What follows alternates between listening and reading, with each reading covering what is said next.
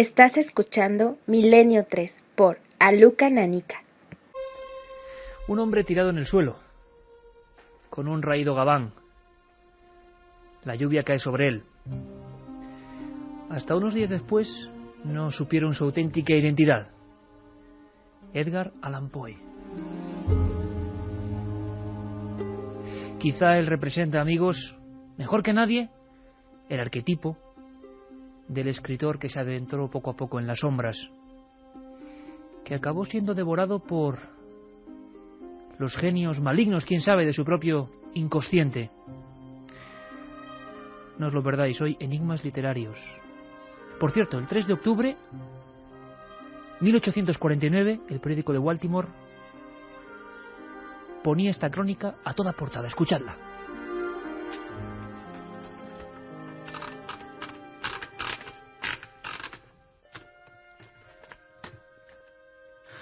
...3 de octubre de 1849... Una lluvia fina que se disuelve entre la niebla del amanecer moja las octavillas y la propaganda acumulada en las esquinas de la ciudad de Baltimore. A pocos metros de allí, Joseph Walker, impresor del periódico Baltimore Sun, se ha detenido estupefacto, pues entre una de aquellas montoneras de octavillas y periódicos inservibles, un hombre tirado y semiconsciente se agita convulsamente entre espasmos y alucinaciones. Padece todos los indicios de haber sufrido un delirium tremens. Tiene el rostro desencajado y su cuerpo, empapado en sudor, ha entrado en un oscuro diálogo con las sombras de lo sobrenatural. Su alma, estremecida por el delirio, ha conjurado abandonarlo en el último escalofrío. Será llevado al hospital con la máxima urgencia, pero, sin embargo, ya no hubo nada que se pudiera hacer por él. La mirada era tan vacía, tan raída y escasa, como el capote militar que le servía para abrigarse de la pobreza.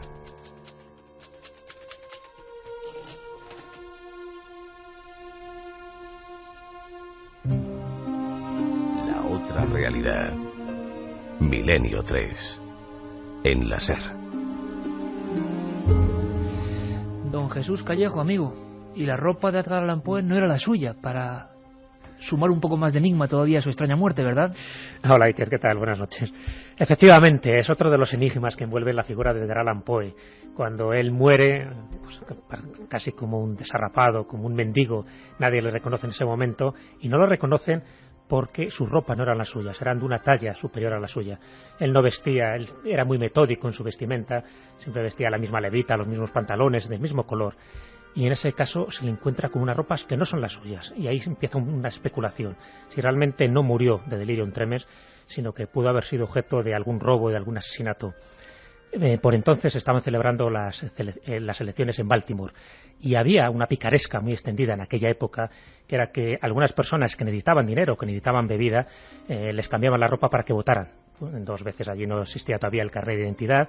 Entonces parece que fue objeto de algún fraude, posiblemente ya con ese delirium tremens que tenía Edgar Allan Poe, y que eso permitió a algunos desalmados que una vez que hubiera votado en esas elecciones de Baltimore le cambiaran las ropas, volviera a votar y posiblemente, a lo mejor sin ningún tipo de violencia externa, cuando le diera el ataque, y murió, y se le encontró con ese tipo de ropaje extraño, con unas tallas distintas a las que él usaba y unos colores distintos. Ese es otro de los enigmas que envuelve a Edgar Allan Poe, que incluso en la muerte también dio mucho que hablar. Edgar Allan Poe acabó como uno de sus personajes. ¿Quién ha leído El Cuervo, La caída de la casa User, El pozo y el péndulo, El escarabajo de oro, La muerte roja? Edgar Allan Poe, cuando lo llevaban al hospital poco antes de expirar, 7 de octubre, viviendo una pesadilla, creyendo que había monstruos debajo de su cama, dijo: Dios se apiade de mi pobre alma. Bueno, estamos todos. Katia Rocha, en la nave del misterio. Hoy casi además con un aspecto de escritor antiguo. Juanma Frasquet, Carmen Porter, buenas noches. Buenas madrugadas, Iker. Buenas madrugadas, además, oye, de esos libros que nos ha dejado un gratísimo sabor de boca, ¿verdad? Enigmas literarios, secretos y misterios en la historia de la literatura, y además de Jesús Callejo, que yo creo que todos le conocéis, compañero en las labores informativas radiofónicas en La Rosa de los Vientos, editor, escritor, 10 libros que creo que son clásicos: Duendes, Hadas, Gnomos, La España extraña, Testigos del prodigio. Hemos aprendido mucho con Jesús y hoy es un honor que esté con nosotros. Bueno, yo creo que 3 ejemplares, que menos, ¿no? 3 ejemplares que además ha tenido a bien traernos Jesús Callejo y que mandaremos dedicados por él, por el mismo autor. Irán dedicados a los 3 ganadores, que ya saben. ¿Cómo podéis ganar un libro? Pues mandando mensajes 7640, palabra clave milenio, espacio y lo que vosotros queráis. Si queréis también decirnos cuál es vuestro autor favorito, si conocéis alguna historia terrible, terrorífica o no, o que sea buena, de algún escritor. Supersticiones, coqueteos con el espiritismo, presagios de muerte. Madre mía. Bueno, yo creo que lo mejor es 7640, palabra clave milenio, espacio y lo que queráis. Sorteamos 3 ejemplares de Enigmas Literarios de Jesús Callejo, editado por Corona Borealis. Ahora el paso es para Carlos Barros. Escuchad, porque ya estamos en el tema. Enigmas literarios. Dante, Molière, Rousseau, Poe, Zorrilla, Dickens, Cadalso, los grandes nombres de la literatura, conocidos hoy por sus obras inmortales, tenían un lado oscuro y misterioso, del que casi nunca se habla. Espiritismo, visiones del más allá, pactos con el maligno, presagios de muerte o profecías cumplidas, acompañaron las atormentadas vidas de muchos de ellos. Sucesos extraordinarios conforman esas inquietantes biografías que siempre quedan al margen del oficial. Milenio 3, en la SER. Qué música nos pone Juanma Frasquet. Nos lleva siglos atrás, al tiempo de Dante, por cierto, para quien no lo sepa. Dante Alighieri. ¿Quién era, Carmen, exactamente? Vamos a hacer la ficha antes de que Jesús nos descubra su otro lado. Dante Alighieri era un poeta italiano nacido en Florencia en 1265. De su niñez y adolescencia tan solo se sabe que perdió a su madre cuando tenía solo 13 años y que se enamoró platónicamente a los 9 años de Beatriz, que tiempo después representará un papel fundamental en su obra más conocida, La Divina Comedia.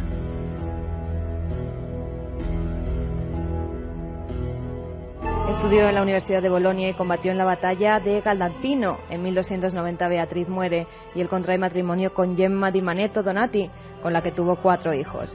Fue miembro del Consejo Especial del Pueblo de Florencia y posteriormente del Consejo que elegía a los priores. También llegó a ser miembro del Consejo de los 100. Tras una trama político-religiosa en la que se vio implicado, fue condenado a multa, expropiación y exilio, y en una segunda sentencia a ser quemado vivo en caso de ser hallado en Florencia. Murió en Rávena el 14 de septiembre de 1321. Entre sus principales obras se encuentran las églogas, las 13 epístolas, las rimas o cancionero, la vida nueva, pero toda la producción de Dante se ve eclipsada por su obra principal, la Divina Comedia. Bueno, pues Jesús nos cuenta otra historia de la Divina Comedia. Yo creo más bien, Jesús, del final de la Divina Comedia, una historia increíble, ¿no? Parece ser que quedó incompleta y que era un auténtico trauma para sus sucesores, sobre todo, ¿no? Sí, porque la Divina Comedia era ya muy conocida, muy popular en su época.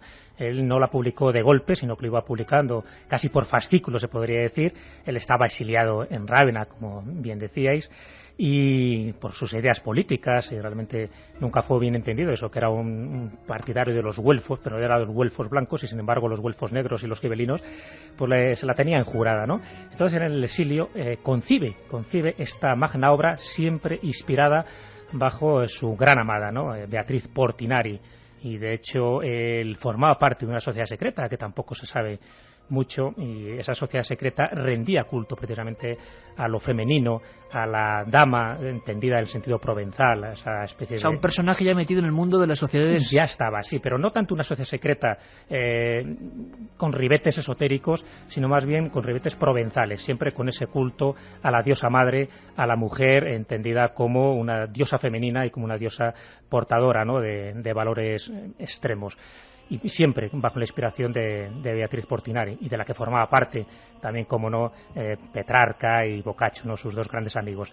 Pues bien, cuando él estaba publicando la Divina Comedia, le sobreviene la muerte. Lo publicaba de una forma periódica, de hecho hay toda una estructura esotérica en la Divina Comedia alrededor del 3 y del 9, todo tiene que ver con el 3 y del 9, hay todo un estudio esotérico y filosófico alrededor de esta obra.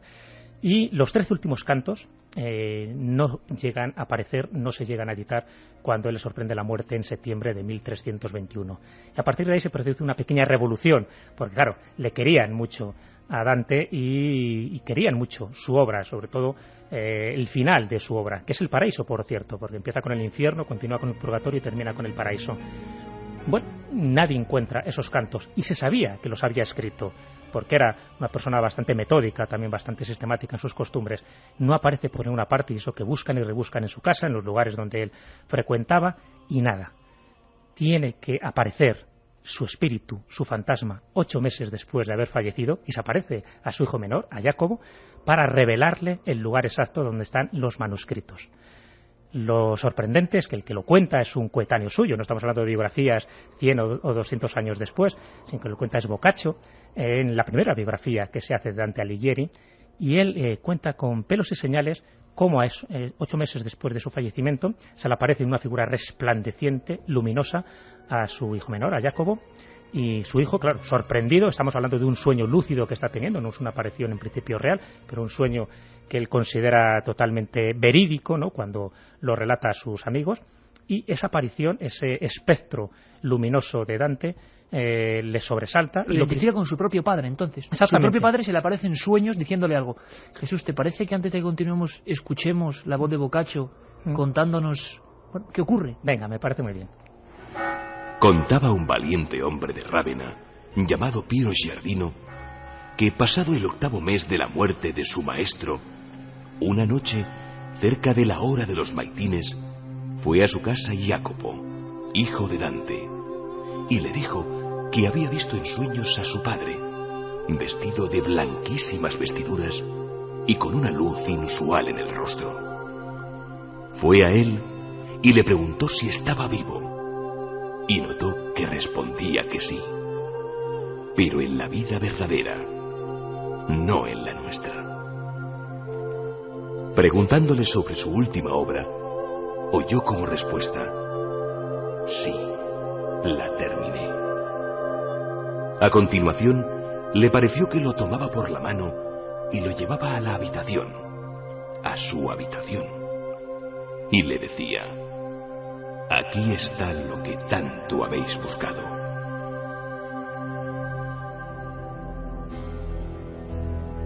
Y esto lo contaba Boccaccio.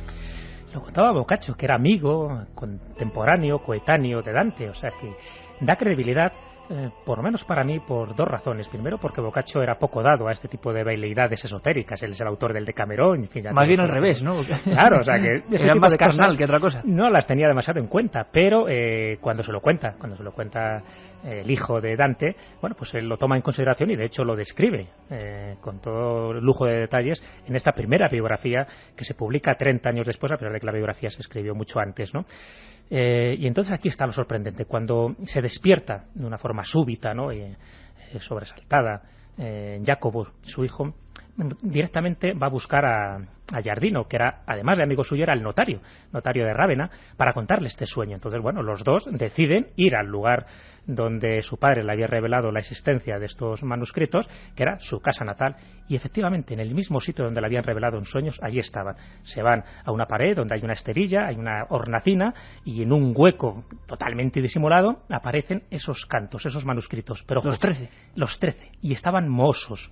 Es decir, si en lugar de esos 8 meses hubiera pasado un año, año y medio, hubieran desaparecido de forma definitiva, porque era una pared húmeda, una pared que estaba propiciando precisamente el que se produjera el moho. Entonces, si no se hubiera aparecido, es como si Dante desde el otro lado estuviera viendo la inutilidad de sus hijos y de sus familiares para encontrar esos cantos. Él se aparece y gracias a esta aparición sobrenatural, y si le damos credibilidad, por supuesto, hoy podemos leer la Divina Comedia totalmente completa. Pues yo no sé cómo os quedáis, porque desde luego es una historia oculta, el reverso de lo oficial, de lo conocido, los 13 cantos que componían la parte final de la Divina Comedia, que son revelados al hijo de Dante por la aparición de su propio padre, y de esto ni más ni menos es cronista Boccaccio. Yo no sé la gente que está diciendo, que está preguntando, porque imagino que saldrán muchísimos autores, Jesús. Sí, muchas cosas y muchas preguntas, muchas curiosidades en el 7640 que nos manda, por ejemplo, Chema desde Madrid. Me encanta descubrir y desvelar, leyendo entre líneas el lado oscuro de escritores políticamente correctos, nos pone entre comillas. Que Jesús explique la historia del escritor francés que 8 años antes presagió su angustiosa muerte. Luego viene Catulle Méndez, ¿verdad? Nos lo decía Roberto desde Tarragona. David de Cádiz, mi autor preferido, Bram Stoker. Hola, soy Alberto de Alcalá de Henares, la ciudad de Cervantes. Siempre he oído que escribió algún libro sobre la vida después de la muerte, pero nunca lo encontré. ¿Hay algún dato sobre esto, Jesús? No. Lo que sí hay es, aunque bueno, es un material curiosísimo, disputa sobre todavía hoy el lugar de nacimiento de Cervantes, ¿no? En Zamora hay mucha gente que asegura que es zamorano, ¿no? En Zamora, en Ciudad Real y bueno, y Madrid, son los tres lugares, ¿no? En Zamora, no Zamora como la capital. Un pueblecito, ¿no? Sí, no es un pueblecito, sí, es más un pueblecito que se llama Cervantes, precisamente. Está en lo que es los Montes de Toledo, es una comarca de Sanabria, y allí, o bien en Cervantes, en un pueblo cercano a Cervantes, mantienen algunos investigadores, como César Brandariz, por ejemplo, que escribió una monografía exclusivamente para demostrar que Cervantes era zamorano, pues dice que realmente allí nació y que bueno, que toda esta especie de tinglado para ocultar su nacimiento era por su procedencia judía, que por entonces estaba mal visto, no era políticamente correcto, y eso es lo que motivó que él siempre ocultara un poco ese linaje. Pero bueno, después está la otra teoría, bueno, también bastante coherente en sus planteamientos, y es que no lo ubican en Alcalá de Henares, como todo el mundo piensa, ¿no? Seguro que ahora todos los oyentes están diciendo, pero no es de Alcalá de Henares. Las manos a la cabeza. Claro, pero hay tantas dudas, además, incluso en de la ubicación, incluso de los restos también, ¿no? No, exactamente, sí, o sea, los restos, ahora te cuento una anécdota curiosa. Y bueno, y el otro lugar es Alcázar de San Juan, Ciudad Real, ¿no? Que también se disputa un poco esa patria natal de Cervantes, porque curiosamente las dos iglesias donde supuestamente fue bautizado, tanto en Alcalá de Henares como en Alcázar de San Juan, se llaman Santa María la Mayor, ¿no? Los dos ostentan su partida de bautismo. En un lugar aparece un apellido que es Carvantes, con B, y en el otro lugar aparece un apellido que es Saavedra. Es curioso que en Alcázar de San Juan, en la plaza de Cervantes, está supuestamente la casa natal, donde aparece una placa diciendo aquí nació Miguel de Cervantes. Para ellos no hay ninguna duda, y de hecho ellos enarbolan, ¿no?, como una de las pruebas definitivas que anteriormente de llamarse Alcázar de San Juan se llamaba Alcázar de Cervantes. Sin embargo, el libro por el que pregunta nuestro amigo oyente, veleidades de Cervantes sobre vida en el más allá, ¿no? No, es una leyenda un poco que bueno, se circuló después de su muerte, porque él estaba muy interesado precisamente por todo este tipo de temas fronterizos con la ciencia, ¿no?, como ahora los llamamos, y siempre se habló de que él había escrito un libro donde contaba, pues parece que alguna experiencia que tuvo cercana a la muerte, esas experiencias, ¿no?, del túnel y de algunos encuentros, pero no deja de ser una leyenda. Ese libro nunca ha aparecido, salvo que se quiera leer entre líneas en algunas novelas ejemplares que él escribió, ¿no? Y de hecho, pues eso es una de esas leyendas que se van repitiendo, bueno, pues que no tiene ninguna credibilidad desde mi punto de vista, porque yo, sabes que manejo un poco los datos, las fuentes, y yo no lo he encontrado. Pero bueno, es cierto que en muchas de sus obras, empezando por El Quijote, sí hay claves simbólicas y hay claves esotéricas que se pueden leer con una segunda o tercera lectura, porque él estaba muy avezado en todo este tipo de temas y le interesaban todos los asuntos del más allá, más de lo que podemos suponer. Qué interesante, Carmen. Vamos con más preguntas. Alberto desde Vigo nos dice: ¿hay algún tipo de misterio en torno a la vida y obra de Alejo Carpentier? Bueno, imagino que saldrán un montón de escritores, ¿no? Absolutamente. Y Jesús nos irá... La figura siniestra de Lovecraft siempre me ha marcado mucho. Su vida, sus mundos clásico, ¿no?, y sus monstruos son fascinantes. Soy José de Córdoba. He leído en un libro que la Divina Comedia es un libro iniciático y no de exaltación a la Iglesia. El libro donde lo ha leído es El Último Catón. Decías el 3 y el 9 como elementos fundamentales de ese libro, ¿no? Ahora que están de moda los códigos y buscar cosas... Claro, es verdad. Sí, son dos números que siempre están presentes en la Divina Comedia. Por ejemplo, estamos hablando de que tiene 3 partes estructuradas, ¿no? Todo lo que es el infierno, el purgatorio y el paraíso. Pero están escritos, todos, sabes que es un largo poema en prosa, que está escrito en tercetos endecasílabos. Una vez más el 3 aparece. Pero claro, cada parte, cuando se habla del paraíso, cuando se habla de las distintas regiones que va, siempre están estructuradas en 9. O bien en los 9 astros que se ve, o las 9 terrazas, o los 9 círculos concéntricos, en función del lugar donde se encuentre. Siempre el 9 tiene algo que ver. Y después estamos hablando de que la Divina Comedia tiene como 100 cantos. Es decir, tiene un canto introductorio y 99, pero 99 estructurados en 33 cantos cada parte. Los 13 últimos son los que faltaba para completar esos 33. Entonces, si te das cuenta, solo una matemática interna, realmente, claro, ¿no? Exactamente. Y el hecho que formara parte de estos fieles del amor, los fideli d'amore, esa sociedad secreta de la que te estoy hablando, quiere decir que él conocía o manejaba una serie de datos, de documentos, pues por encima de la media. Estamos hablando de una época del siglo XIV, pues en fin, culturalmente atrasada, pero esta gente, los que componían este movimiento literal del Dolce Stil Nuevo, que formaba parte Petrarca y Boccaccio y Dante, tenían unos conocimientos muy elevados. Además, conectaban un poco con todo tipo de culturas, con todo tipo de creencias de la época, y seguro, y además ahí está explícito y no solo implícito, en la Divina Comedia está reflejando no solo mensajes en clave, sino que toda esta estructura numérica nos está revelando que realmente Dante Alighieri era un alto iniciado. ¿Cuántas obras, Jesús? ¿Cuántas obras imagino que tendrán una especie de sentido oculto que le quiso dar el autor y que, sin embargo, ahora, siglos después, no comprendemos? Sí me gustaría, porque vamos a seguir con un personaje de aquí, Zorrilla, ni más ni menos. La gente puede decir, Zorrilla, ¿qué tiene que ver con el misterio y con lo sobrenatural? Pero sí me gustaría, ¿qué nombres están saliendo, Carmen? Que luego sigamos con un montón de preguntas. ¿Qué nombres están saliendo? Están saliendo, la verdad es que muchos. Por ejemplo, otro amigo nos escribe, dice que le gustaría que recordáramos la leyenda del Monte de las Ánimas de Bécquer, y que nos invita a visitar una noche de Todos los Santos Soria, que Menudo es muy sitio impactante. bonito. Bueno, Conan Doyle, otro, claro. Si se valía de drogas para recibir inspiración, nos pregunta Víctor. García Lorca murió exactamente 5 años después de escribir Así que pasen 5 años, el mismo día, y murió como el protagonista. ¿Lo sabíais? Nos dice Ángel. Bueno, un montón de nombres, un montón de historias, pero vamos a continuar buceando. Vosotros, 7640, podéis proponernos un montón de historias. Aquí tenemos a Jesús Callejo, autor de Enigmas Literarios, el libro que hoy sorteamos, y me gustaría dar un salto ni más ni menos que hasta Zorrilla, un personaje absolutamente conocido, pero a pesar de eso vamos a hacerle la ficha, porque luego también Jesús nos va a contar una historia, y vamos a escuchar una historia de esas que ponen los pelos de punta, y que él dice que fue protagonista de ella. José Zorrilla nació en Valladolid en 1817. En 1833 ingresó en la Universidad de Toledo para estudiar Derecho, carrera que continuó en la Universidad de Valladolid. Publicó sus primeros versos en el diario vallisoletano El Artista y dejó la carrera para trasladarse a Madrid. Comenzó a ser conocido en el mundo literario gracias a los versos que leyó ante el cadáver de Larra. Por cuestiones del destino ocuparía el cargo de este en el periódico El Español, donde publicó 8 volúmenes de su obra Poesías. En 1839 se casó con Matilde O'Reilly, de la que enviudaría pronto. Escribió numerosas leyendas como Cantos del Trovador, Recuerdos y Fantasías, Un testigo de bronce, Margarita la tornera o El capitán Montoya, en las que resucitaba la España medieval y renacentista. También comenzó con la producción teatral y alcanzó su primer éxito con El zapatero y el rey. Después vendrían, entre otras, El puñal del godo, Don Juan Tenorio y Traidor inconfeso y mártir, donde trataba temas tradicionales o del siglo de oro. Vivió durante algunas temporadas en Burdeos y París, donde conocería a grandes figuras de la literatura, hasta que en 1855 se fue a vivir a México. Allí fue nombrado director del Teatro Nacional. De regreso a España se casó con la actriz Juana Pacheco, después viajó a Roma e ingresó en la Real Academia. Ya en nuestro país, en 1889, fue coronado como poeta en el Alcázar de Granada por el Duque de Rivas y moriría en Madrid en 1893. Ese es Zorrilla, el Zorrilla oficial, el Zorrilla que todos conocemos y hemos leído.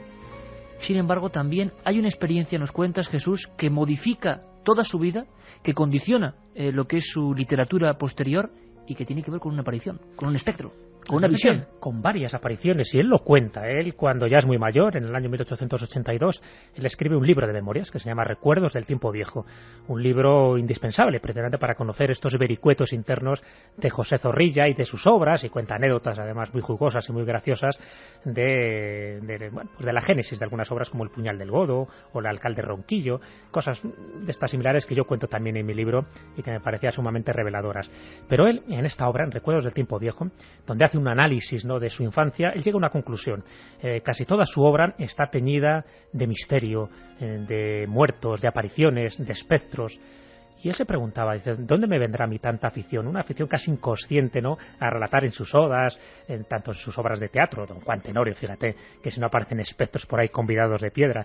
Y él llega a una conclusión que la relata de una forma muy específica en su libro de memorias. Y es que cuando él era joven, cuando él vivía en Valladolid, y sobre todo en la calle La Ceniza, que hoy se llama la calle Elvira, él tuvo alguna que otra aparición, y cuenta una muy sorprendente, pero además una no en sueños, no estaba en trance. Estaba en el balcón. Estaba en el balcón, estaba ahí sentado en el rodapié del balcón, ahí con los pies al aire, y la iglesia de San Martín, que es la iglesia donde le bautizaron y donde pues él acudía a misa habitualmente, pues había en el altar estaba San Martín con un demonio, en el clásico imagen, la iconografía de San Martín, pues alanceando, ¿no?, a un demonio. Y bueno, ahí queda la cosa cuando él está tranquilamente, era un día de invierno, agarrado a los barrotes del balcón, y oye como un estruendo, ¿no? Y ve pasar debajo de su balcón lo que es el caballo de San Martín, pero la efigie no la de San Martín, sino que la del demonio que está bajo los pies de San Martín. Vamos, permíteme, Jesús, vamos a escucharlo. Vamos a escucharlo. Vamos. José de Zorrilla. Entonces vi avanzar un jinete tan gallardo como colosal. Con la cabeza llegaba casi al rodapié de los balcones de mi casa.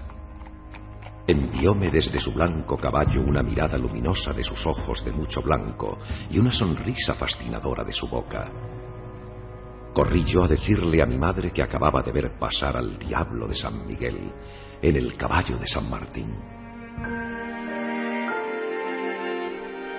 Es que los niños están más cerca, por no estar sus almas bien desprendidas del mundo de los espíritus de donde vienen, o es que esta alucinación era la primera que en mí engendraba el espíritu visionario de mi fantástica poesía.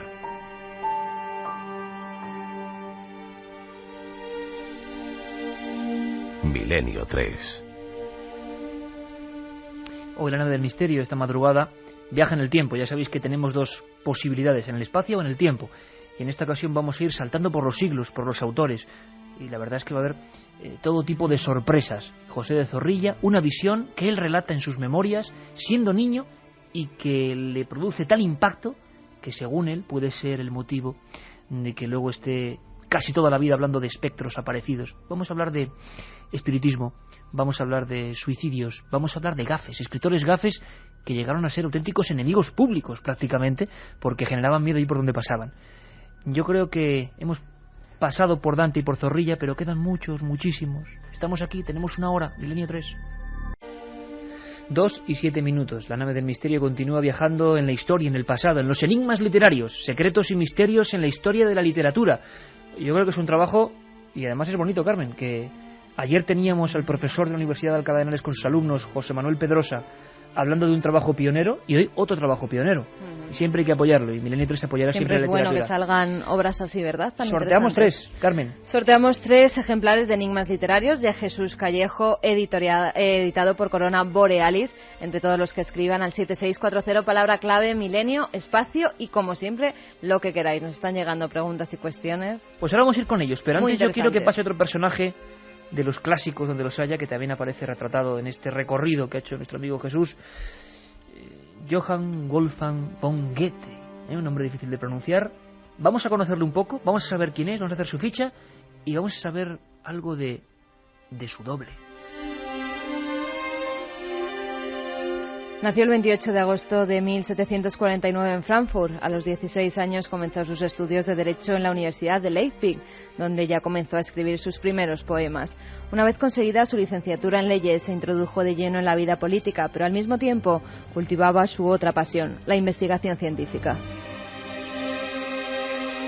En 1786 abandonó la corte para realizar su sueño de juventud, viajar a Italia, país que le fascinaba y donde quería explorar el mundo clásico. Allí estaría 2 años y volvería a su país natal para dedicarse por completo a la literatura y a la redacción de obras científicas, desarrollando áreas como la botánica, la anatomía, química, geología y mineralogía. La muerte de un amigo escritor, Schiller, y una grave enfermedad hicieron que Goethe se encerrase en sí mismo y comenzase compulsivamente a escribir. En 1808 publicó la que sería su gran obra, Fausto, donde recrea el mito del pacto del sabio con el diablo. Un año después escribiría Las afinidades selectivas, novela psicológica sobre la vida conyugal. Después quiso plasmar sus recuerdos e inició su obra más autobiográfica, Poesía y verdad, a la que dedicó los últimos años de su vida junto con la segunda parte de Fausto. Goethe murió el 22 de marzo de 1832, cuando tenía 82 años.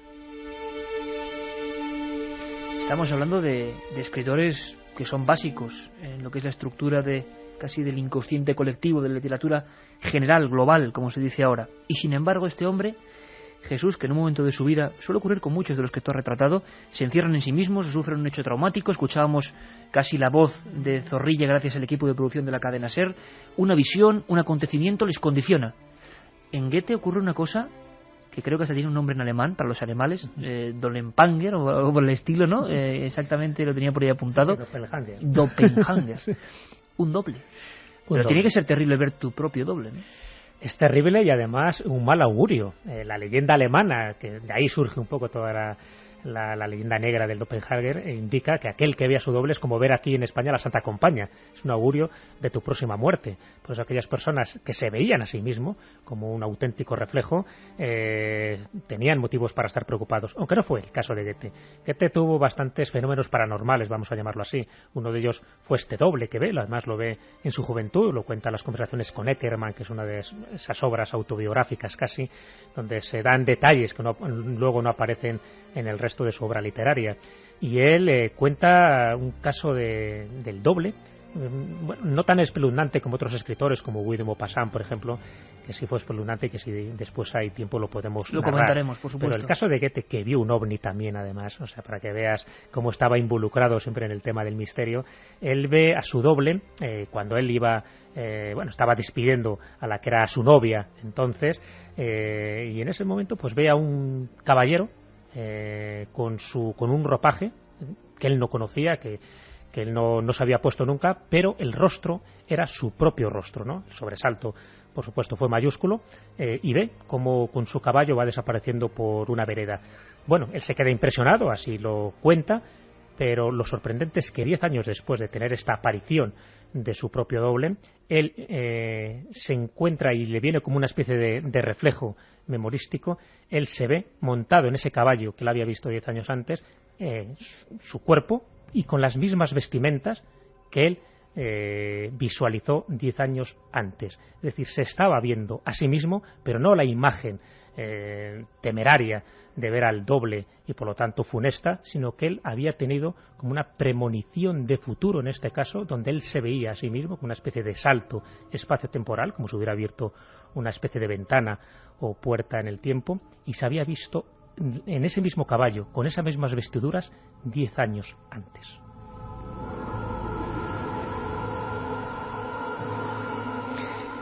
Dos y 12.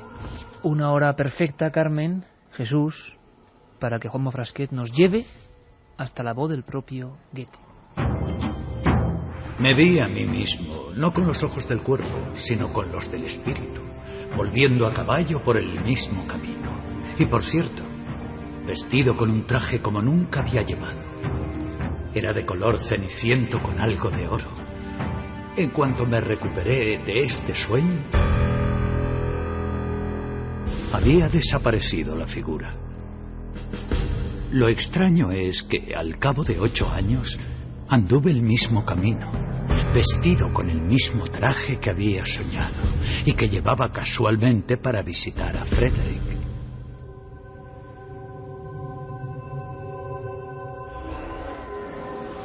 Bueno, Jesús, eso de que no es espeluznante depende cómo se mire, ¿no?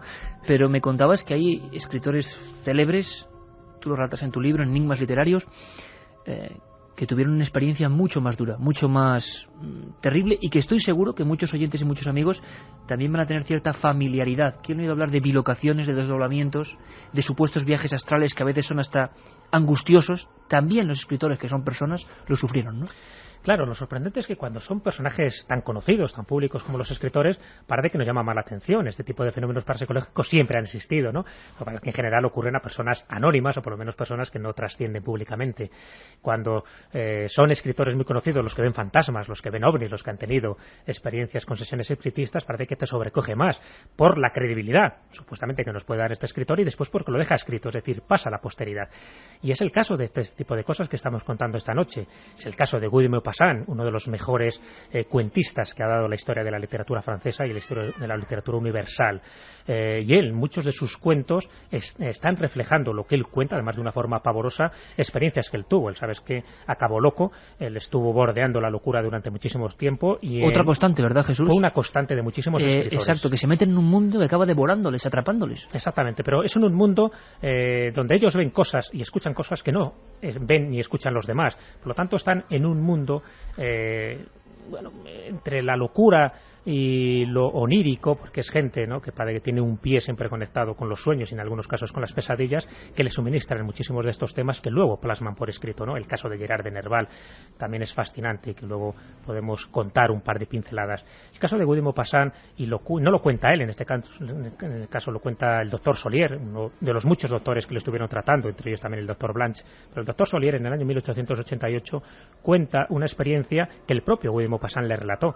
Y él dice que estaba en su cuarto, él estaba escribiendo en ese momento y ve que hay una figura que está parada en el umbral de su puerta. Él le sorprendió que entrara de una forma súbita sin haber llamado a la puerta, y cuando le ve, se ve a sí mismo, ve su propio rostro.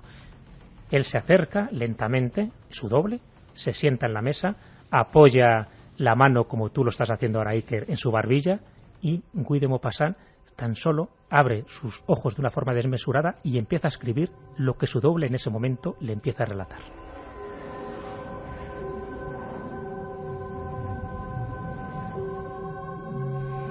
Y deja constancia un médico de esa experiencia que él le relata como algo traumático, imagino. Claro, tan traumático que no fue la única, porque él ya estaba... ¿Qué se escribía, por cierto, Jesús? ¿Qué contenido No es? lo cuenta, no lo llegamos a saber nada. nunca. Lo único que dice, posiblemente estaba escribiendo uno de sus cuentos, de sus relatos, de esos que bueno, han pasado, ya te digo, a la historia de la literatura como uno de los mejores relatos de terror que yo tengo constancia, por ejemplo, L'Horla, ¿no?, donde siempre habla de figuras, de entidades que están en el otro lado y que están acechando, ¿no?, al ser humano. No dice qué es lo que le estaba contando, pero hay un momento en el que él está escribiendo lo que ese doble, bueno, de alguna forma su propio yo le está relatando. Lo curioso es que no es la única experiencia. Años después tiene otra experiencia. Él está regresando de uno de sus paseos, largos paseos que él daba por prescripción médica, y se encuentra a su doble, otra vez, a su propio yo, sentado en una poltrona. Lo curioso es que eso sí ya fue premonitorio de muerte, porque él, a los pocos meses de tener esta última aparición del doppelganger, de este doble, él muere totalmente loco en la clínica del Dr. Blanche.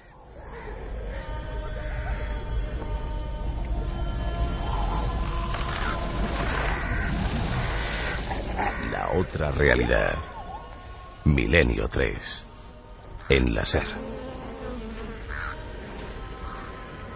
Vamos con más mensajes, hay muchísimas preguntas. Vamos a hacer trabajar a Jesús Callejo esta noche porque, vamos, se está llenando el 7640 de preguntas, y sobre todo para conseguir ese libro, Enigmas Es que igual literarios. está muy cotizado el libro, también puede ser, ¿no? Hay una leyenda en torno a Rimbaud, el escritor maldito, que seguro que conoceréis. Sí, un poeta ¿Conocéis? que luego tuvo una vida que desde luego era poco poética, ¿no? Exactamente, sí. Arthur Rimbaud, uno de los mejores poetas, dicen, de la historia de la literatura francesa, aunque yo en parte lo cuestiono, y lo cuestiono por la vida que él tuvo. Además, en muy poquito margen de tiempo se convierte en un ídolo y deja de escribir. Él solo escribe años, ¿no? durante 2 años, cuando tiene 17 años, de los 17 a los 19 años, es cuando él se pone a escribir casi de una forma frenética, y a partir de ahí, cuando ya cumple 19 años, no quiere saber ya nada de la literatura, ni de la poesía, ni de los poemas que él había escrito con anterioridad. Él era un enfant terrible, era un niño. Fue niño problemático y fue un joven mucho más problemático. Tuvo un tórrido romance con Verlaine, que le hizo, bueno, pues casi volver loco a Verlaine, le hizo separarse de su mujer. En fin, tuvo una serie de encuentros y desencuentros terroríficos. Pero sin embargo, Verlaine, que estaba enamorado hasta los tetanillos de Rimbaud, le incluye en sus poetas malditos, y por ahí pasa la historia de la literatura, porque él, cuando tiene 19 años, reniega de todo su pasado, de toda la literatura que él había engendrado hasta ese momento, y se dedica a los oficios más variopintos, ¿no? Incluso se hace mercenario. Pero en su última etapa, él vivió muy pocos años, en su última etapa acaba en Harar, en una localidad al este de Addis Abeba, en Etiopía, y acaba con los oficios, como tú bien decías, poco poéticos, porque él se dedica al tráfico de armas, dicen también que al tráfico de esclavos. Él vive como un pordiosero, de hecho prácticamente está alojado en una misión católica. Uno de los sacerdotes, Jean Rousseau, es una de las personas que cuenta cómo vivía Arthur Rimbaud en aquellos últimos años de su vida. Era como una especie de radiografía de sí mismo, famélico, totalmente, tenía un fez en la cabeza que le daba una expresión, un aspecto totalmente oriental, pero mendigaba por todos los sitios. Él le estafaron en un tráfico de armas que él tuvo con Menelik, con el emperador de Etiopía, y perdió prácticamente toda su fortuna ahí. Y él, bueno, pues al final muere de una forma también bastante trágica. Le entra un tumor en la rodilla izquierda, le tiene que expatriar hasta Marsella, hasta Francia, y allí muere en los brazos de su hermana Isabel, renegando siempre de la poesía y no queriendo saber nada de su pasado literario. Es como si una losa hubiera caído a los 19 años, y a partir de ese momento hay un antes y un después, pero el después que hay es toda una historia negra, toda una leyenda negra que envuelve la figura de Arthur Rimbaud. Benja desde Jaén nos dice: siempre me han inquietado los escritores románticos del siglo XIX y el protagonismo del suicidio en estos. Luego vamos a hablar de algunos suicidios que ponen la carne de gallina, como el de Emilio Salgari, por ejemplo, que vamos a recordarlo y hay que decir casi, hay que advertir que es fuerte por lo triste y lo dramático. Soy un joven escritor, algo más misterioso que esperar a ser poseído en la noche por las musas, hablar de Borges y su Alep. Otro ejemplo, imagino, importante, diferente, ¿no? Pero claro, de esa gente que estuvo siempre muy cercano a un mundo. Tú decías antes, Jesús, onírico, los sueños y las pesadillas también como protagonistas, ¿no? Muy próximos a todo lo que es la creación, ¿no? Claro, bueno, ya sabéis que muchos escritores concilian a las musas de la mejor manera que pueden. Y es verdad que... Algunos químicamente, ¿no? También. Algunos químicamente, de eso hablaremos después. Eso también nos lo los hijos de la alucinación, si es verdad, ¿no? Que tomaban psicotrópicos. Cómo se inspiraban con algunas drogas, ¿no? Como era el hachís y el opio, eran las dos drogas favoritas en el siglo XIX. Pero los sueños siempre han sido una fuente de inspiración tremenda para mucha gente, ¿no? Y sobre todo para los escritores y para los artistas. Y a través de los sueños se han engendrado obras que ahora mismo son inmortales, ¿no? Muchas veces son sueños producidos o casi promovidos, ¿no? Antes por un estado alucinógeno, por un estado de haber ingerido alguna sustancia psicotrópica. Pero muchos de estos sueños han sido reveladores a la hora de escribir determinadas obras literarias. Yo cito algunos que otros ejemplos en el libro, ¿no? Pero hay uno donde se suman estos dos condicionantes o estos dos motivos que te estoy contando. Es el caso de Samuel Coleridge. Samuel Coleridge, uno de los poetas más ilustres de la literatura inglesa, él escribe Kublai Khan, un poema, un largo poema, donde ensalza la figura de este emperador mongol. Y cuando está escrito y cuando él lo lee, cuando está consciente plenamente, se da cuenta que no corresponde a su estilo literario. Él era un consumidor de láudano, tenía dolores reumáticos, pero también lo intentaba para inspirarse. El láudano, una especie de composición de vino blanco con azafrán y con extracto de opio. Y el láudano, pues él llegó a beber incluso hasta medio litro diario, lo cual prácticamente le pone en manos de la locura antes de morir. Y tuvo, ya te digo, un final de fiesta, por decirlo así, un final de vida bastante trágico por el excesivo consumo de estos psicotrópicos. Cuando él lee el Kublai Khan, uno de los mejores poemas que le escribe en el año 1816, no lo reconoce como suyo y de hecho él reniega siempre de esta obra, una de las mejores obras que le escribe, porque su estilo, incluso el tema que él toca, dice que no era de los suyos, que no lo hubiera hecho nunca de una forma consciente. Lo escribe en una especie de duermevela, una especie de trance, pero siempre inducido por la ingesta, en este caso excesiva, de láudano. En ese caso parece que alguien había casi como una escritura automática escrito por él, ¿no? Claro, lo mismo le pasa a Walter Scott con La novia de Lammermoor, una de sus novelas también más célebres. Cuando él escribe también era muy dado, ¿no?, al opio y al láudano. Cuando él escribe también dice y confiesa a sus amigos que es una obra que parece que está escrita por alguien que no es el mismo, ¿no? Como si él no fuera consciente en muchos de los capítulos de ese proceso creativo, no fuera consciente de lo que él estaba escribiendo. Alguien parece que le estaba dictando alguno de estos capítulos. Evidentemente ahí estamos otra vez en manos de las musas del sueño, estamos también de esa en frontera manos, tan enigmática, Claro, entonces cuando somos conscientes de la cantidad de obras que se crearon, sobre todo en la Bohemia francesa del siglo XIX, ¿no?, donde estaba Toulouse-Lautrec, donde estaban en grandes personajes como era Baudelaire, Nerval, y todos ellos le daban a distintas sustancias psicotrópicas y sobre todo a la absenta. Fíjate que la absenta, que es una bebida que está hecha a base de ajenjo y una bebida muy peligrosa, tanto que al final se prohibió en Francia por los efectos secundarios que causaba. Bueno, pues la absenta, el hachís, el láudano, eran sustancias no prohibidas entonces, tampoco se era consciente de los efectos secundarios que tenían, pero que servían, según ellos, para inspirarse. Pero siempre dejaban claro algo, una advertencia que yo también quiero reflejar aquí, y es que el consumo de estos psicotrópicos no les daba más genialidad, no les daba más creatividad. Es decir, solo le daban a aquellas personas que ya tenían ese pozo genial en sus, bueno, pues vamos a decir, en sus venas, ¿no? Entonces, lo único que hacía era estimular o excitar su creatividad para que luego se pusieran a escribir de una forma casi compulsiva y salieran obras tan extrañas y tan modélicas como este Kublai Khan que estamos comentando o La novia de Lammermoor. Tenemos muchos temas, Carmen, así que si te parece, como antes, seguiremos con muchas preguntas de los amigos, pero ¿qué nombres están saliendo? Pues está saliendo Kafka, está saliendo Homero, Josefo, Plinio, Está saliendo mucho Lovecraft, es uno de los que más sale. Julio Verne también, Claro, se pregunta un visionario. mucho por Julio Verne. Hablando de visionarios, amigos. Bueno, yo creo que te hablando de tendría que visionarios. preguntar, Carmen, ¿cuál es el que no está saliendo? Sí, Bueno, más Salinger bien, sí. seguro que sale dentro de poco. También, Y su me guardián imagino. entre el Frontera centeno. también, El se guardián habla de entre el él. centeno. Sí, ya ha salido también, tengo un mensaje. Bueno, vamos a hablar de dos cosas inquietantes. Vamos a hablar de presagios de muerte que luego se han cumplido. Uno es terrorífico, el de Catule Méndez. Vamos a hablar de autores españoles como Manuel Fernández y González, que dicen hizo un pacto con el diablo. Fue gente que de alguna manera tuvo un fin enigmático, extraño, como cuenta Jesús, un fin atrapado en las tinieblas de su propia mente. Escuchamos a Carlos Barros.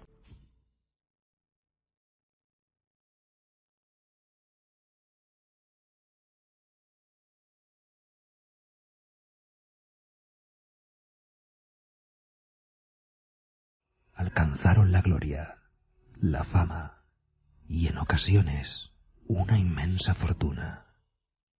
Queridos y respetados, muchos escritores disfrutaron de una vida placentera.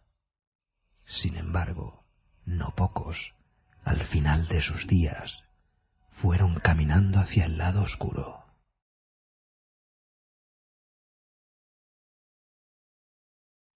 Los últimos años de algunas de las grandes figuras de la literatura fueron un calvario que degeneró en locura.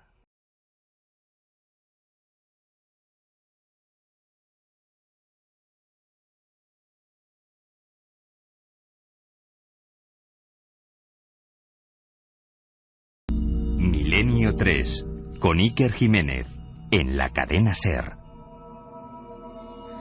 2:27 de la madrugada, 6,7 grados, siempre en directo Milenio 3, y esto parece una antigua tertulia, Carmen, un poco siniestra, un poco en penumbra, como siempre el estudio 1, y con Jesús Callejo dándonos unas pinceladas magníficas de la biografía oculta, de la otra cara del espejo, como diría aquel famoso autor, Acabamos ¿no? de hacer nuestro propio café Gijón aquí en, Sí, sí. en el estudio 1 de la cadena SER. Catule Méndez es un autor que probablemente a mucha gente no le suene mucho, pero lo hemos traído hasta aquí, y lo ha traído Jesús hasta su libro, por su muerte. Quizá no haya cosa más tenebrosa que más miedo nos pueda dar que los presagios de nuestra propia muerte o las visiones de algo que está por venir. Pocas tan dramáticas como la de este hombre, ¿verdad, Jesús? Pocas tan dramáticas. Fíjate que hubiera pasado casi desapercibido por su obra, y eso que él tuvo una obra importante. Él escribió guiones de ópera, él era el director de Le Journal, uno de los periódicos más famosos en aquella época, estamos hablando del finales del siglo XIX en París, pero él pasa la historia un poco de la parapsicología más que de la literatura, por una anécdota que él cuenta a sus amigos un día de febrero de 1899. Un detalle, Jesús. Sí. Él muere oficialmente el 6 de febrero de 1909, ¿no? Exactamente. Es la fecha de su muerte, donde además las crónicas hablarán de esa muerte agónica, y parece que mucho antes, ¿no? 10 años. 10 años exactos antes. Sí, además un mes de Ve febrero. ve algo. Él lo cuenta, él tiene una pesadilla terrible, con sudores fríos, ¿no? Hasta el punto de que cuando él al día siguiente se reúne con sus amigos en una tertulia que hacían en el Café Americain, allí en París, uno de los cafés más conocidos del final del siglo XIX, pues él les cuenta esta experiencia, ¿no? Y una experiencia que a grandes rasgos, yo creo que además tienes ahí una dramatización. Sí, vamos a hacer una cosa, Jesús, si te parece. Vamos a escuchar Venga. lo que sueña Catule Méndez y luego nos cuentas lo que pasa. Lo de que le verdad. ocurrió realmente. Venga, me ¿Vale? parece muy bien. Venga, nos vamos con la nave del misterio, Juanma, a la voz de este poeta, escritor, personaje que ya verás, Carmen, lo que soñó. Soñar esto tiene tela. He aquí que me he visto agonizando durante horas, en plena noche. Estaba solo en un túnel, caído sobre la vía férrea, mientras que la sangre salía en abundancia. No podía levantarme. Tenía la impresión de que me faltaba un pie. Pedía socorro. Nadie me contestaba. Estaba agotado por esa hemorragia que no conseguía hacer parar. Me debatía con la muerte, que sentía rondar cerca de mí. Al mismo tiempo, oía una voz que decía: Es el fin. Es el fin.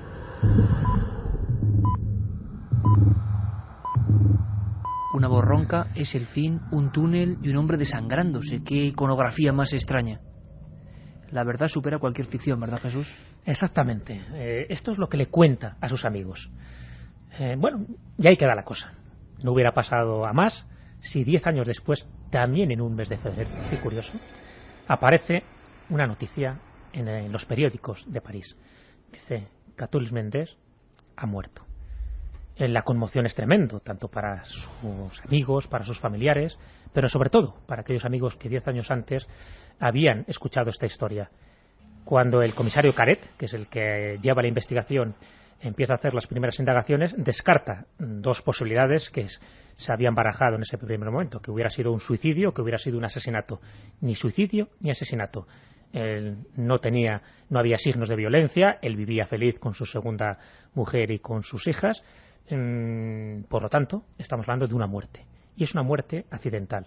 El comisario Caret reconstruye los últimos momentos de Catulle Mendes. Y los amigos, cuando se van dando cuenta, se van estremeciendo. Los últimos momentos es que él había tenido una cena con unos amigos también. Él había bebido, había comido mucho, incluso se estaba tratando con unos antibióticos para una enfermedad que él tenía. Bueno, el hecho es que cuando él se monta en el tren que le llevaba siempre a su casa, a Saint-Germain-en-Laye, una barriada en los alrededores de París, él se monta en el vagón, no había nadie y se queda dormido. Con el sopor, con el traqueteo del vagón, con la cena, él se queda dormido. Pero justo este tren separa la entrada de un túnel. Él se despierta sobresaltado y piensa que ha llegado ya a la estación.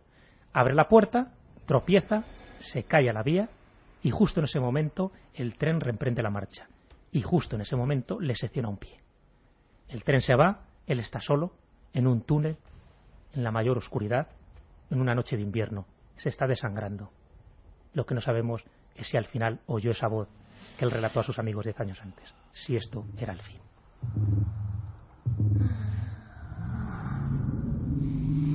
Vaya escena la de ese hombre solo en un túnel a oscuras y desangrándose. Una historia que fue así, que fue exactamente así. Lo contó exactamente con todos los detalles, como ves. Él no pensaba que a lo mejor iba a ser esa muerte suya, ¿no? Siempre todos los amigos le quitaron hierro. Bueno, no te preocupes, todo el mundo tenemos pesadillas, que nos caemos desde ciertas alturas. Claro, los pensamientos que le tuvieron que pasar a este buen hombre durante esa larga noche, porque eso es una muerte, morir desangrado no es una muerte súbita, tuvieron que ser terribles y seguro que le vino a su mente esa pesadilla que había tenido 10 años antes, ¿no? Entonces, cuando sus amigos vieron esta noticia en la prensa y sobre todo cuando fue recreado las últimas horas, los últimos instantes por el comisario Caret, estoy seguro que todos ellos se le pusieron los pelos como escarpias, ¿no? Porque realmente estamos hablando de una de las premoniciones más pavorosas de toda la historia de la literatura. Exactas. Y más exactas. Bueno, pues ahora vamos a otro libro. En este caso, yo creo que es un ejemplo único. Si no decimos mal, por el que desde luego en España no es tan conocido, es Verbillier, el autor, un hombre que... Bueno, vamos a escuchar a uno de los críticos literarios, os parece, de la época, hablando de ese libro, y luego Jesús nos cuenta quién era este personaje y por qué estaba tan atormentado. Bueno. ¿Qué decía la crítica en esa época de este libro? Decía esto.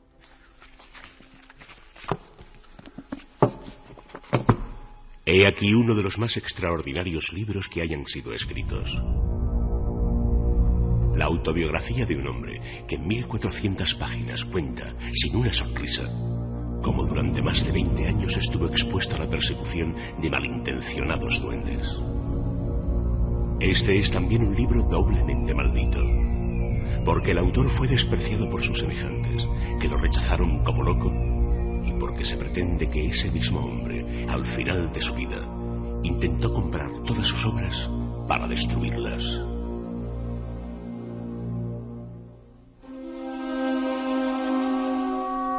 Milenio 3. En la Serra. Un libro, 1400 páginas, un hombre que intenta que eso al final no salga a la luz, que supuestamente quiere quemar. Un libro que cuenta el acoso de unos seres invisibles. Pero esto era un loco realmente, estaba viviendo algo. Se drogaba, se inyectaba, ¿qué hacía? La verdad es que es un personaje curioso dentro de la historia de la literatura y sobre todo de la historia de la literatura francesa, ¿no? Donde parece que más personajes variopintos y extravagantes nos da, ¿no? Alexis Verbillier es uno de ellos. No hubiera pasado tampoco a los anales de la historia de la literatura y por supuesto yo no le hubiera dedicado un capítulo en Enigmas Literarios si no hubiera escrito una obra en 4 volúmenes, que es una obra dedicada a la más pura alucinación de unos seres que él solo veía, que en un principio eran invisibles, pero que al final eran de carne y hueso. Estos seres eran los farfadets. Los farfadet, mitológicamente, ya estaban reconocidos, siempre desde esa línea de la leyenda, del mito, una especie de duendecillos, bajitos, peludos, negros, que suelen hacer sus fechorías por la noche.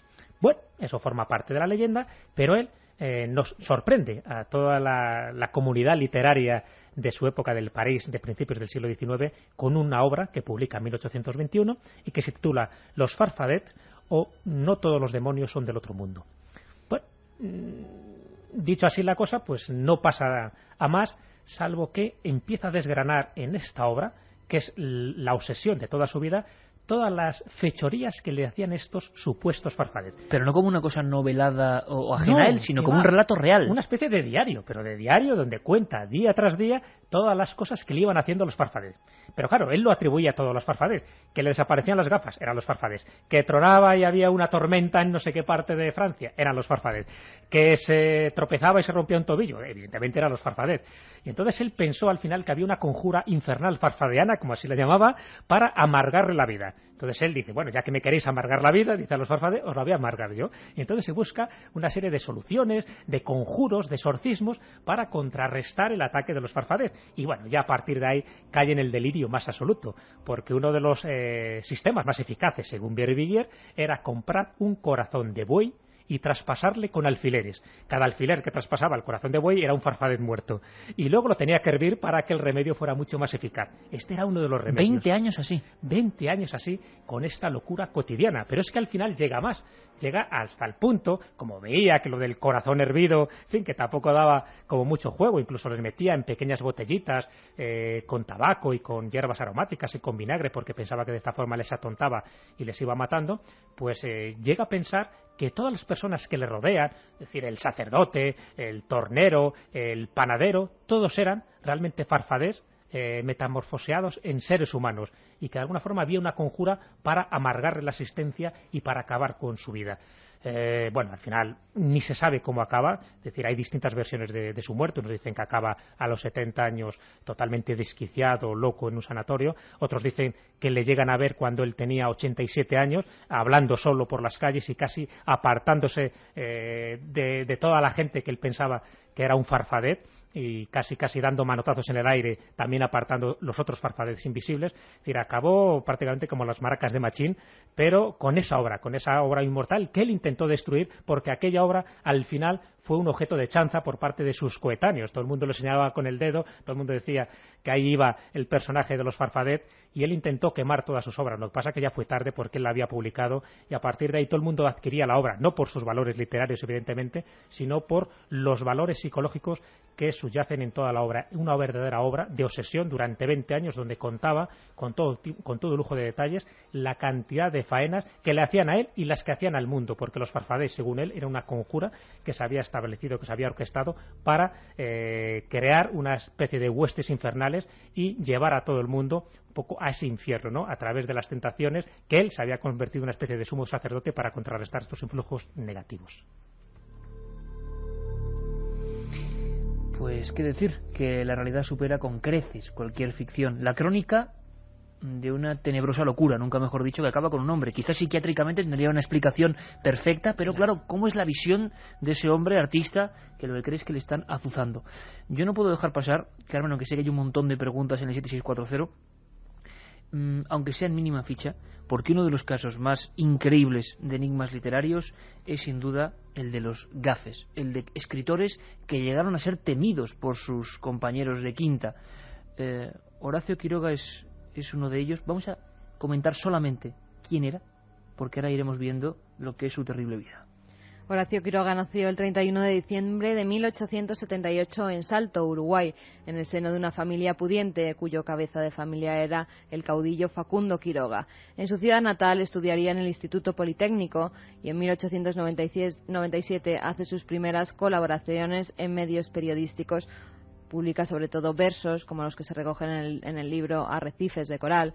En 1901 se traslada a vivir a Argentina, donde permanece el resto de su vida. Si quieres, Iker, vamos con sus obras más importantes, que son Los perseguidos, Cuentos de amor, de locura y de muerte. Y Cuentos de amor, de locura y de muerte. Y Cuentos de la selva. Este libro es el que escribió para sus hijos. Sobre el papel todo normal, ¿no? Un escritor que tiene una serie bueno, no alcanza una fama, digamos, esplendorosa, es bien conocido por los amantes de la literatura, pero lo que mucha gente quizá no sepa es que es quizá el gafe más terrorífico que ha habido en la historia de las letras, ¿no? Bueno, ya hemos hablado de un gafe que era Alexis Vervilliers. Él ya tenía también fama de gafe en su momento, porque claro, con esa fama que le precedía de los farfadets detrás de él, pues también le rehuía a la gente como un gafe. Pero el caso más sorprendente, más trágico, sería el de este uruguayo, el de Horacio Quiroga, ¿no? Es verdad que esto que ha contado Carmen es un poco como la biografía oficial, la que podemos encontrar en un diccionario enciclopédico.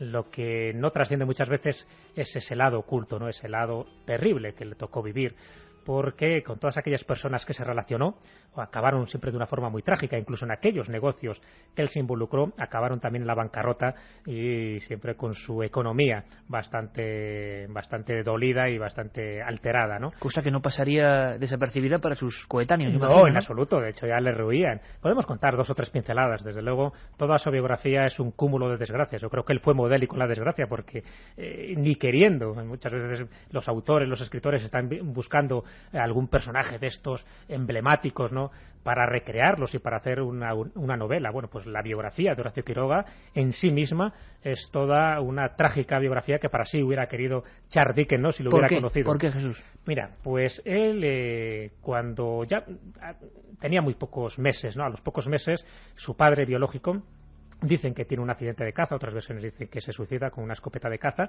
Bueno, hasta ahí no le deja en principio ninguna huella, salvo cuando se lo cuentan después, pero su madre se vuelve a casar y cuando él tiene 13 años, a su padrastro, unos meses antes, le dio una especie de derrama cerebral, él queda paralítico, tiene que estar en una silla de ruedas y Horacio Quiroga pues prácticamente le sirve de todo, ¿no?, para llevarle, darle la comida, darle el periódico, todo. Y su padrastro, en un momento dado, él tiene una depresión y decide suicidarse. Y se suicida delante de Horacio Quiroga, que en ese momento tiene 13 años, con la misma escopeta que se había matado, supuestamente accidentalmente, su padre biológico, y se levanta la tapa de los sesos delante, ya digo, como de Horacio Quiroga. Eso, por supuesto, le tuvo que marcar. Pero claro, a partir de ahí se suceden una cantidad de episodios trágicos que se relacionan tanto con su familia, con sus amantes, ¿no? Toda su historia amorosa es de lo más trágica, que incluso con su amigo, él va a Buenos Aires y es muy amigo de Federico Ferrando, que era un poeta en ciernes en aquel momento, y su amigo pues tiene que batirse en duelo al día siguiente. Bueno, pues por entonces lo de los duelos era como algo cotidiano, tanto en Francia como por lo que se ve también en Argentina. Y a Horacio Quiroga no se le ocurre mejor cosa decir, bueno, déjame la pistola, que yo la limpio, que yo sé de estas cosas. También, vaya, tuvo que limpiarla él. Lo tuvo que limpiar. Cuando la está limpiando, bueno, pues se le dispara accidentalmente un tiro y le levanta también la tapa de los sesos a su mejor amigo. Claro, aparte del trauma psicológico que esto le pudo traer, sí, que parece cómico, pero es que es terrible. Terrible, ¿no? Casi te da la risa, pero da la risa por eso, ¿no? Por la distancia que le ponemos, porque imagínate ese hombre cómo podía estar, ¿no? Bueno, lo peor es que, por supuesto, es acusado en principio de homicidio, no se sabe si es de asesinato, pero de homicidio. Llega a estar en la cárcel, ¿no? Le meten en la cárcel, está unos cuantos meses hasta que al final se descubre que realmente todo fue accidental. Pero claro, es que al final cuando sale, se casa con Ana María Cirés, que es su primera esposa, después de unos cuantos noviazgos totalmente trágicos, todos ellos, se casa, se va a las misiones jesuíticas del Alto Paraná, allí es donde se inspira en estos cuentos de la selva, que desde luego dedica a sus hijos, y Ana María Cirés, después de 7 años de casada, en la vida tan terrible que tenía que vivir allí en las misiones, en plena selva, se suicida con un líquido de revelar fotografías. Le deja impactado, pero iba viendo que sus hermanos, sus amigos, incluso él era embajador, era diplomático, estuvo embajador en Buenos Aires, pues uno de los diplomáticos que le había ayudado precisamente a conseguir este puesto también se suicida. Bueno, evidentemente, por hacer un poco breve toda esta especie de saga desgraciada de Horacio Quiroga, él cuando le detectan un cáncer gástrico, pues no se le ocurre mejor idea que suicidarse. Y este suicidio no solo acaba ahí, porque sus amigos, incluso su amante, Alfonsina Storni, todos ellos acaban suicidándose de una forma trágica 1 o 2 años después de su muerte. Madre mía, Horacio Quiroga, Carmen. 7640. Sus hijos después de su muerte, años después, también se suicidan sus dos hijos. Siguen surgiendo, imagino, nombres, preguntas de todo tipo, ¿no?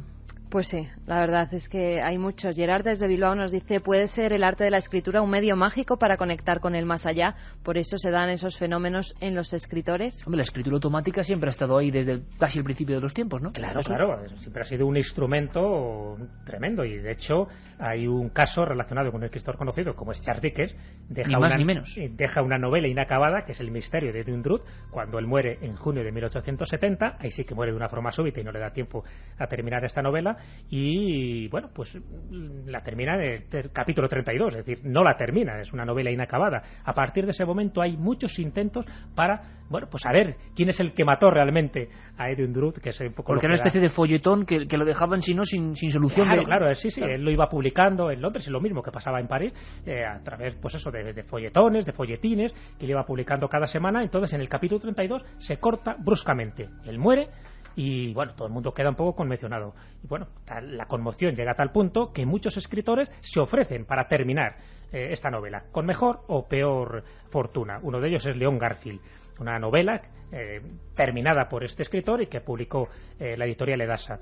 Pero lo sorprendente es que 2 años después de morir Charles Dickens, es decir, en el año 1872, dice que se aparece su espectro, un poco parecido a lo que contábamos de Dante, se le aparece a un vidente de Vermont, a un vidente casi analfabeto, mecánico, llamado Thomas James, que le dice que le ha elegido a él precisamente por no tener esos conocimientos literarios o culturales para que termine la novela del misterio de Edwin Drood, es decir, para que continúe a partir del capítulo 32. Y efectivamente, este mecánico, este vidente de Vermont, termina por escritura automática lo que supuestamente le está transmitiendo desde el más allá Charles Dickens. Pero es curioso, Jesús, que son el caso de Dante que hemos escuchado al principio, una novela inacabada porque se había perdido y un sueño o una visión extraña, y en el caso de Dickens igual, una novela que por cualquier cuestión no había podido ser finalizada, ¿no? Claro, es como si... Parece que es lo que más irrita en el otro mundo al escritor, que su obra no haya sido finalizada. Esa es la conclusión a la que podríamos llegar. En un caso, la novela estaba terminada, pero no aparecían esos 13 últimos cantos. En este caso no le dio tiempo a terminar porque le sobreviene la muerte en junio de 1870. Pero es como si desde el más allá estuvieran inquietos porque algo han dejado sin terminar o han dejado algo que sus herederos son incapaces de encontrar. Entonces se aparece 2 años después a este vidente, termina la novela, termina además la novela de una forma magistral, según dicen los críticos literarios, pero lo sorprendente es que cuando se analizan los estilos literarios de Charles Dickens, el auténtico, con la escritura recibida desde el más allá a través de esta escritura automática por el vidente de Vermont, Thomas James, es exactamente el mismo estilo literario.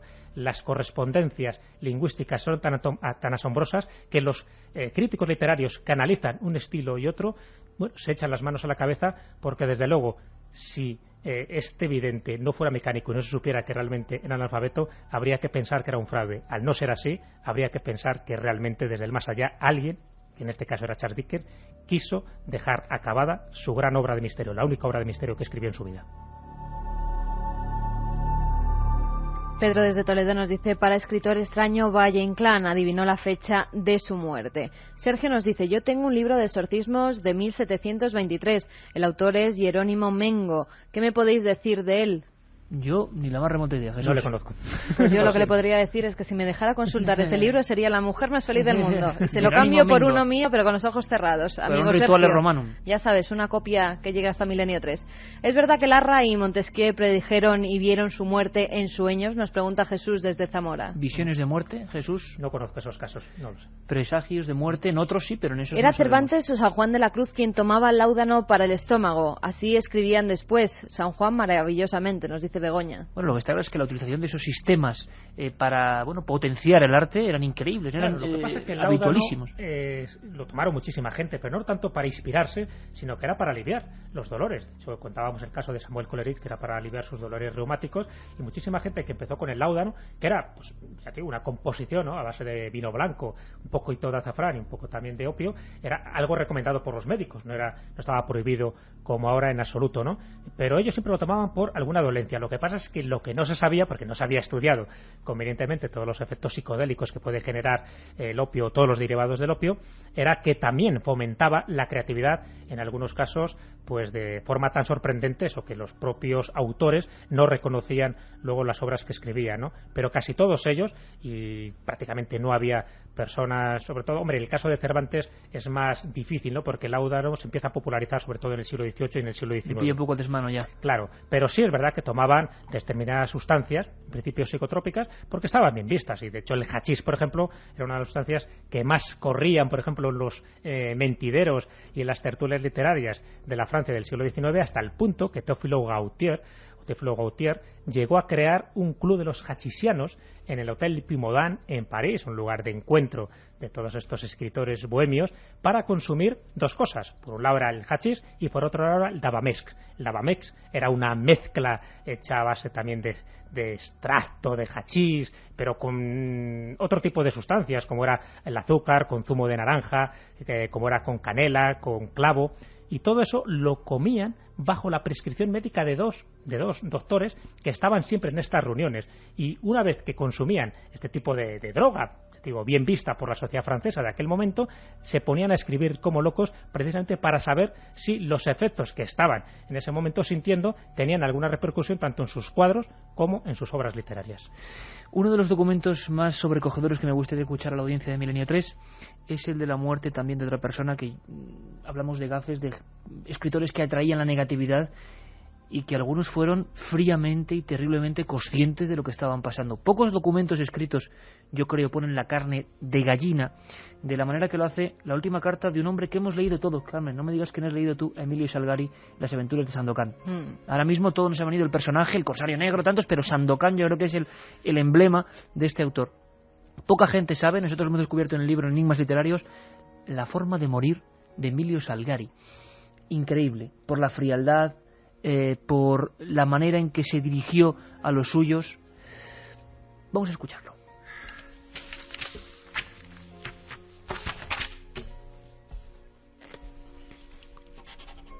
Hijos míos, vuestro padre camina hacia las tinieblas, hacia el destino final.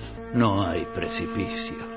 No hay obstáculo que pueda hacerme retroceder. No hay nada, absolutamente. Nos hemos amado tanto, hasta la locura. Ella ha sufrido demasiado. Pobre amor mío. Su cerebro se ha rendido antes que el mío. Ahora que ella se separa de mí, ahora que ella me abandona, perdiendo la luz de la razón, no veo más que tinieblas. ¡Qué horrores! ¡Qué noche! Os beso apasionadamente. Adiós para siempre. Mañana no existiré. Vuestro padre, Emilio Salgari. Y el autor de un personaje tantos, tan célebres, tantas aventuras de selva, de piratas, de combates, se hace el harakiri. Exactamente.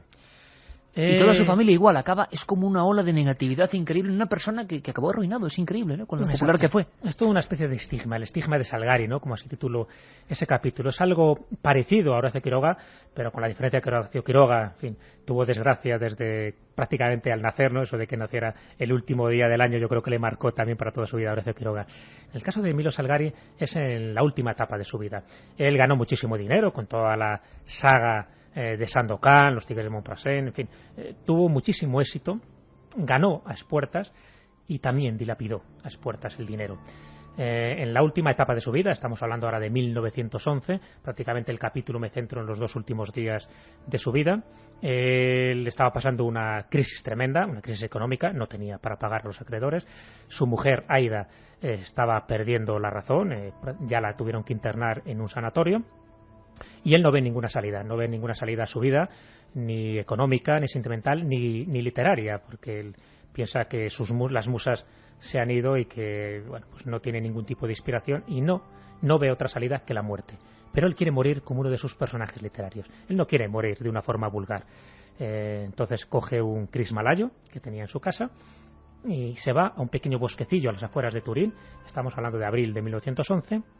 Y después de haber escrito unas cuantas cartas, una de ellas al editor, tiene el detalle de escribir al editor para contarle, en fin, lo que va a hacer. Escribe también cartas a sus hijos, como hemos oído en esta dramatización, y él sabe que al día siguiente se va a suprimir.